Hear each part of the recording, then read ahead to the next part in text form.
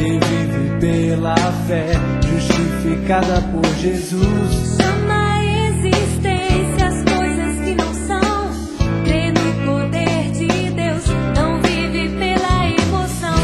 Hoje se levanta uma geração que vive pela fé, justificada por Jesus. Chama a existência as coisas que não são, crê no poder de Deus, não vive pela emoção.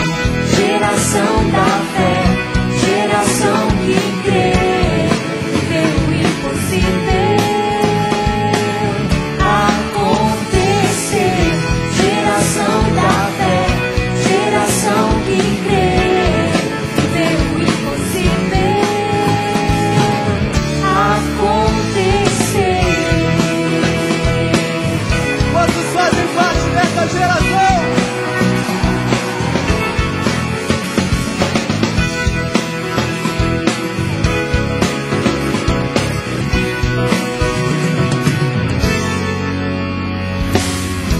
Hoje se levanta uma geração que vive pela fé, justificada por Jesus. Chama a existência as coisas que não são, crê no poder de Deus, não vive pela emoção.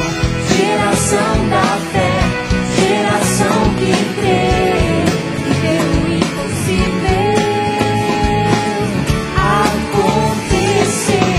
Geração da fé, geração que crê, vê o impossível acontecer.